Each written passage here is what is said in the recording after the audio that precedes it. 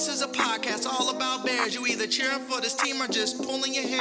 I like to take a minute, just sit right back and tell you how I became the #1 Bears fan. That boy is Benny Hunter. Cake on the mic, cake on the mic, cake on the mic, cake on the mic. People, this the intro. Sacramento, California, born and raised. And Antelope is where I spend most of my days. Talk bad about my team, you must be a clown. This is Keek on the mic, so you know you better bear down. Bear down. Hey, what's going on, Bears fans? Thank you so much for joining me for another episode of Keek on the Mic, the podcast all about the Chicago Bears. Like always, if you're new to the channel, make sure you hit that subscribe button and the notification to catch all Bears content right here on the podcast. So, Bears fans, there's really not a lot to say. Last night's game was disappointing, and that's saying it lightly. Last night's game was really disappointing, and you know, that's why I didn't do a video last night, because as a Bears fan, and I know you guys can agree with me here, I was frustrated. So I need to take a step back, kind of try to rewatch the film that was, you know, available, and then come on here and give just my honest opinion of last night's loss to the Washington Commanders. The first thing I want to get off my chest is there's no way in hell that the Washington Commanders are a better football team than the Chicago Bears, right? Last night's game had everything to do with the Chicago Bears' missed opportunities. And even the Washington Commanders fans can't say that they just straight out beat us, right? They can't even come out and say that. We all know that that game was missed opportunities by the Chicago Bears offense. And the two things I want to talk about is, you know, there's two big things, key things that we need to talk about when we're talking about this game, this loss, our third straight loss at that. Two things that falls out to me. Velus Jones' muff punt that led to the Commanders taking the lead. That was the Commanders' only touchdown. Obviously, the Commanders were punting the ball, and the Bears had the lead 7-6. And Velus Jones Jr. muffed the second punt this season, and obviously that led to the Commanders' touchdown. And obviously, the Bears' red zone struggles once again. And I know I've talked about this before, but the Chicago Bears have desperately struggled in the red zone this season. It wasn't just this game last night. All season long, the Chicago Bears have struggled to score points, especially in the red zone.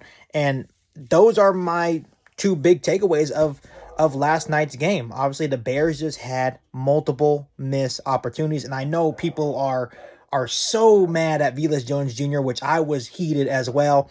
You have to be able to catch the ball. And for some reason, when he was trying to field the punt, he was on his knees. It doesn't make any sense to me. I'm not going to try to overreact to it. I'm not sure if they're going to give him another opportunity to return punts. We'll have to see. But I don't even want to talk about that. It is what it is at this point, because here's the thing. If the Bears executed when they got to the red zone, yes, that play still would have sucked to see Velus Jones muff his second punt. But if the Bears actually executed in the red zone, who knows what would have happened. That play probably wouldn't have meant much, because the Bears would have already been basically blowing out the Washington Commanders. It's execution for the Chicago Bears offense in the red zone. So let's talk about the Bears' inabilities in the red zone last night. Because, Bears fans, this was the game. There's nothing else to it. It's the execution in the red zone that really hurt the Chicago Bears last night, and it's really been hurting the Chicago Bears offense this season. So the Bears offense failed to score points on 3 different possessions inside the Washington 5-yard line. Let's talk about it. Second possession of the game, Bears marched the Commanders 5. It was a great drive, but Justin Fields' pass was deflected off one of the Washington Commanders defensive line's helmets and bounces up in the air, and it gets intercepted. Can't blame that on Justin Fields. It happens from time to time, but that was obviously deflating. Then the next possession, Khalil Herbert's 64-yard run helped the Bears reach the Washington 3, and this is where the one throw that really hurt. Obviously, Justin Fields overthrew a wide-open Ryan Griffin in the end zone, and then Khalil Herbert was stopped on 4th and goal on the 1-yard line. Once again, missed opportunity.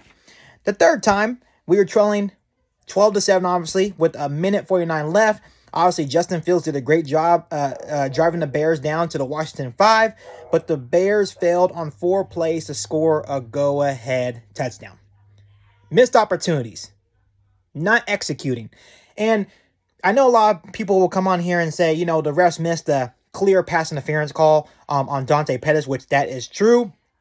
But once again, the Bears still failed to execute when they got into the red zone on 3 different occasions.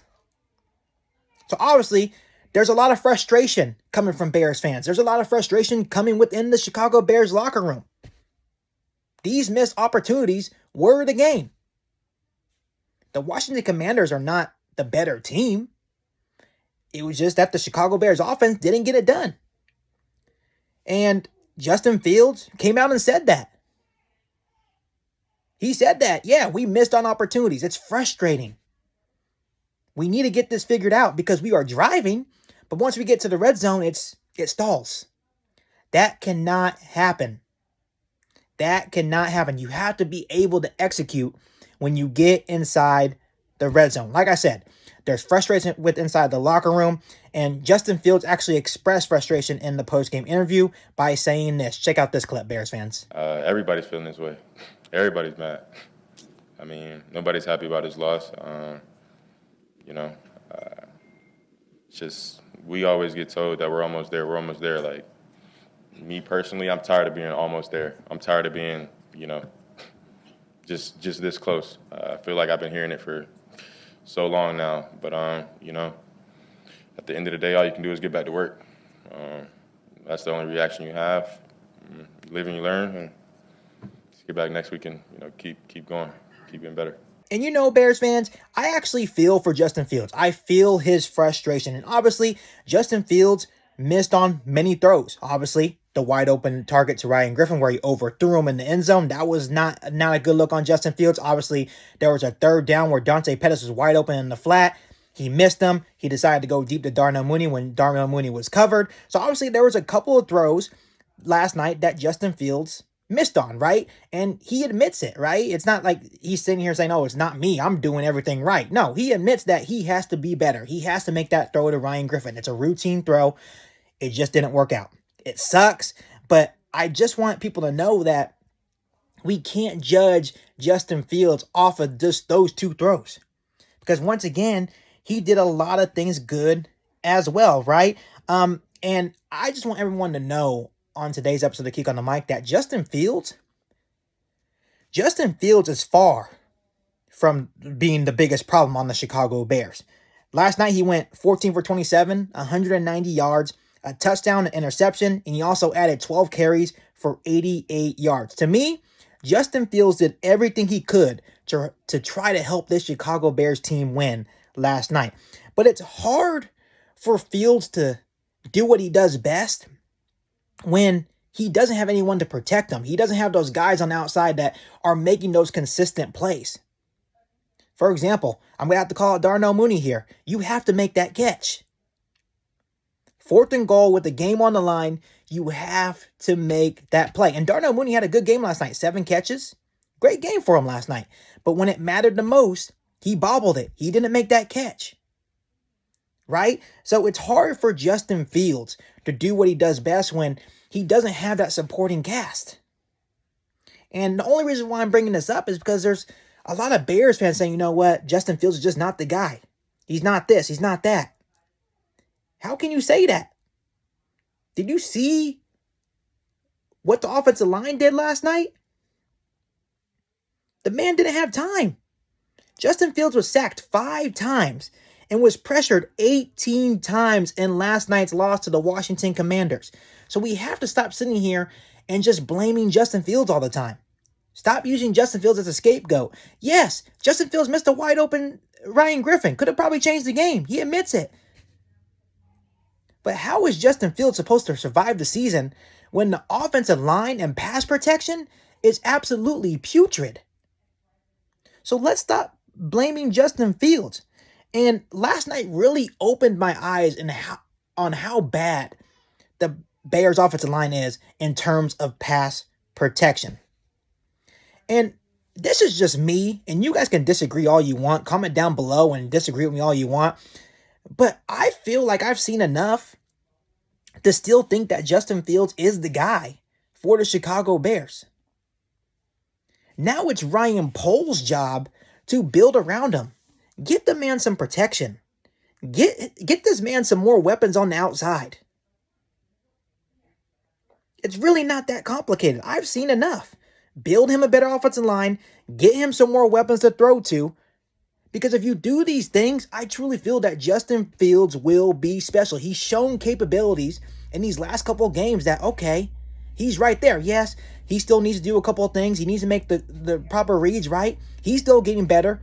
But it's going to be really hard for him to survive the season if he's getting pressured 18 times. If he's getting sacked 5+ times a game. If you have your supposedly number one wide receiver not making clutch catches. Right? So I just want people to stop blaming Justin Fields all the time. And like I said, yes, he has a lot of stuff to work on. But I feel like if we start building around Justin Fields, and I understand this is a rebuild year.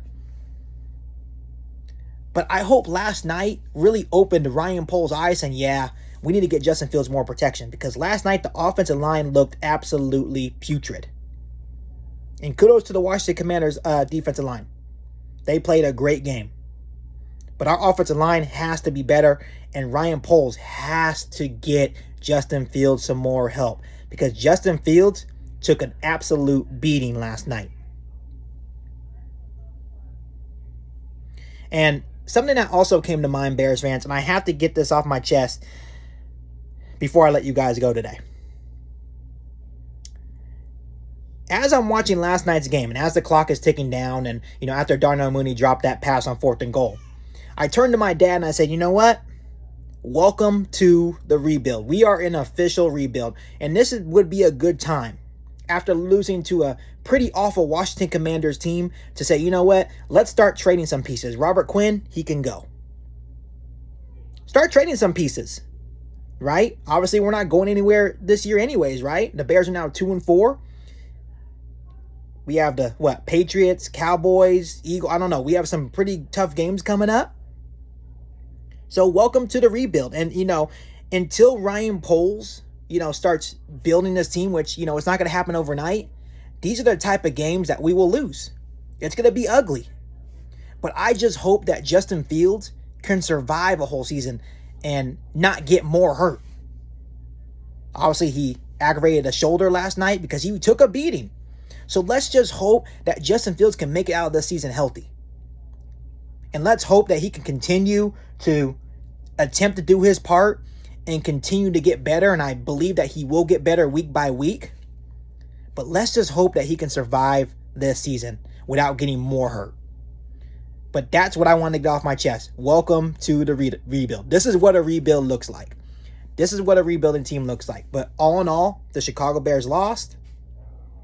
We are now 2-4. And lucky for us Bears fans, we get to watch the Chicago Bears on primetime once again next Monday against the New England Patriots. But all in all, this loss is due to the execution of the Chicago Bears offense in the red zone. And that's all there is to it. So, like I said, the Bears are 2-4. We look forward, and we get to play next Monday night against the New England Patriots. Before I let you guys go, let me ask you this question. Do you guys feel that Justin Fields improved this week? Let me know down below in the comment section. Before I let you guys go, make sure you hit that subscribe button and the bell notification to catch all Bears content right here on the podcast. Make sure you follow me on all my social media platforms. And make sure you share this episode of Geek on the Mic with every single Bears fan that you know. But other than that, I'll be back for an all new Bears podcast right here on Geek on the Mic. Thanks, guys, and bear down. You ain't bout it, you ain't bout it, you ain't kick on the mic. You ain't bout it, you ain't bout it, you ain't kick on the mic. You can go and subscribe, cause I be on it right. You ain't bout it, you ain't